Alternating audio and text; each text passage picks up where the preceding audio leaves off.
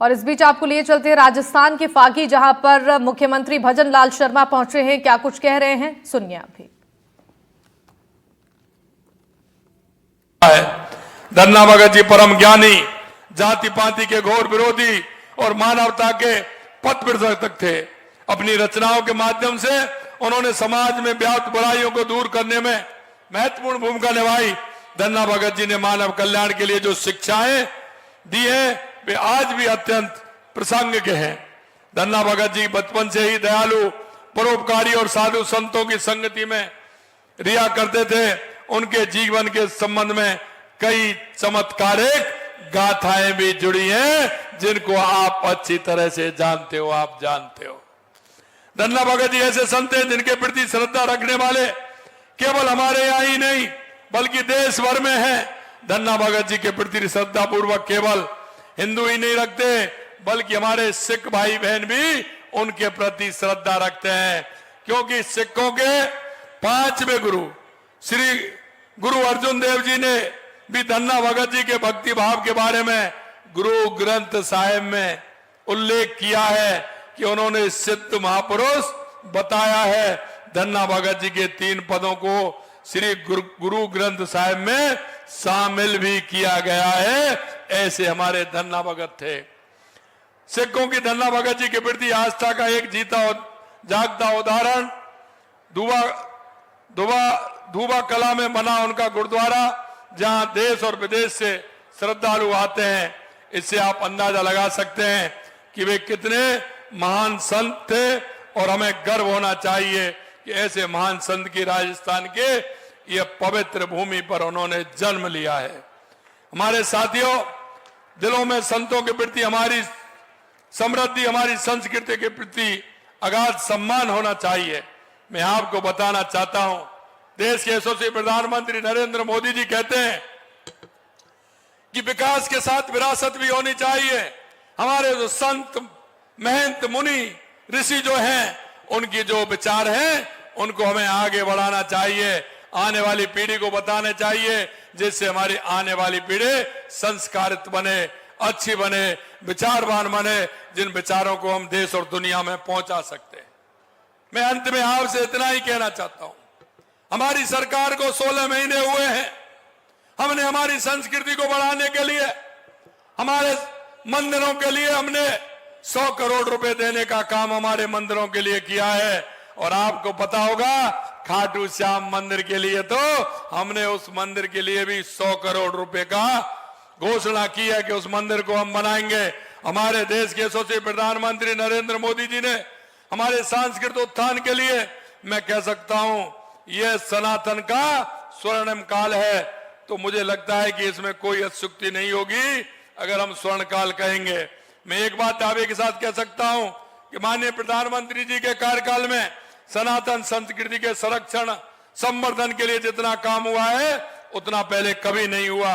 पिछली साल उन्हीं के कर कमलों से अयोध्या का भव्य मंदिर में रामलला की प्राण प्रतिष्ठा और इस भारत भूमि के 500 साल का इंतजार खत्म करने का काम हमारे देश के यशस्वी प्रधानमंत्री नरेंद्र मोदी जी ने किया। प्रधानमंत्री जी के नेतृत्व में यह कालखंड अद्भुत है, जिसमें काशी विश्वनाथ धाम को वैभव की निखारा, उज्जैन में महालोक काल, सोमनाथ का विकास हुआ, केदार घाटी का पुनर्निर्माण हुआ और राजस्थान की हमारी सरकार ने भी सांस्कृतिक और आध्यात्मिक विकास कार्य के लिए हाल ही में हमने धार्मिक पर्यटकों के लिए भी घोषणाएं की हैं। मैं कह सकता हूं कि आपने देखा, हमारे वरिष्ठ जनों की धार्मिक स्थलों की यात्रा करवाने के लिए योजना के तहत वर्ष 6 इसमें हमने 6000 वरिष्ठ जनों को हवाई मार्ग से यात्रा कराने का और 50,000 लोगों को एसी ट्रेन से हमारे धामों की यात्रा कराने का हमने हमारे घोषणा पत्र में और हमारे बजट में हमने प्रावधान किया है। राज्य में स्थापित विभिन्न मंदिरों के लिए, जैसा मैंने बताया, ये तो हमारे 101 करोड़ रुपए तो हमारे राजस्थान के मंदिरों के लिए हैं, लेकिन हमारे मंदिर कुछ देश के अंदर भी हैं, उनके लिए भी हमने 60 करोड़ रुपए का प्रावधान हमने किया है। मंदिर की भोग राशि 3000 रुपए से बढ़ा करके 7500 रुपए की है। मैं इतना ही कहना चाहता हूं, हमें धन्ना भगत जी के मानव सेवा की भावना के अनुरूप प्रदेश में हमारी कल्याणकारी सरकार हमारी काम कर रही है। हमारे धन्ना भगत जी कहते थे, उस अंतिम पंक्ति के पायदान पर जो व्यक्ति खड़ा है, जिसको आवश्यकता है सहयोग की, हम उस व्यक्ति को सहयोग करने का काम करें।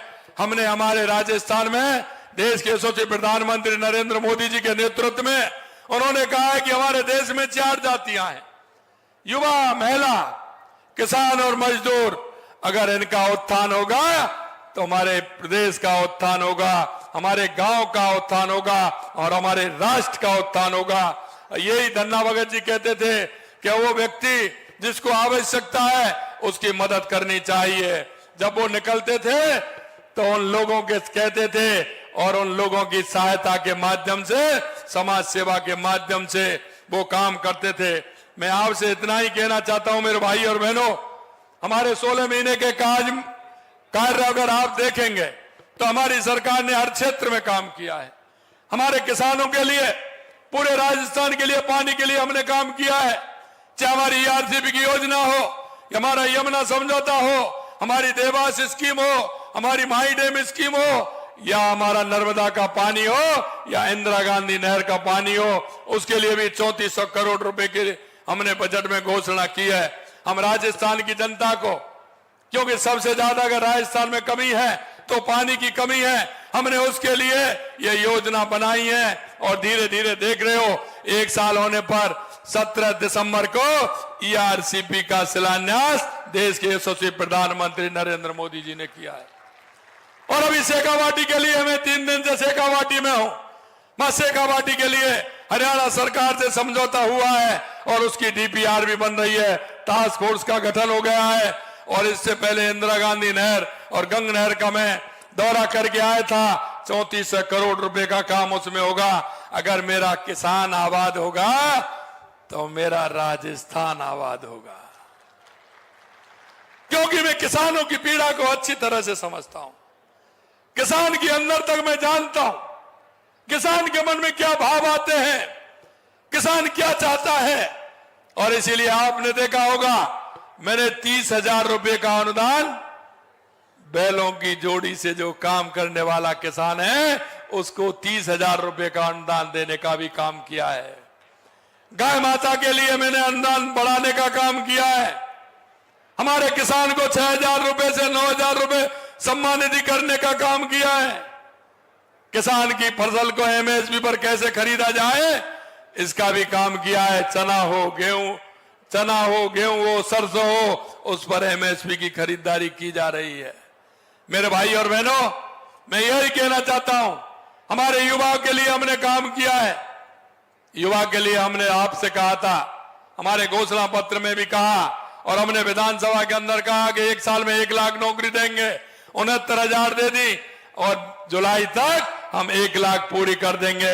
1,88,000 हमने पाइपलाइन में है।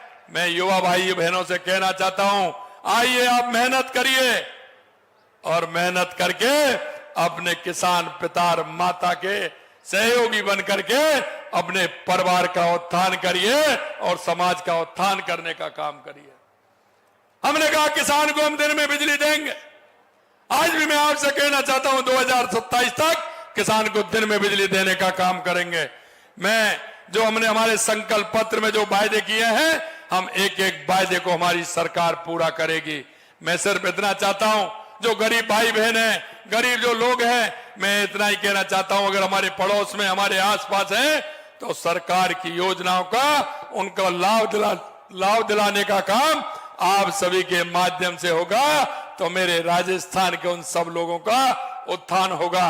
इसलिए हम नागरिक होने के नाते देश और प्रदेश के हमका दायित्व बनता है कि मेरे पड़ोस में कोई ऐसा तो नहीं रहता है जिसमें सरकारी योजनाओं की आवश्यकता है।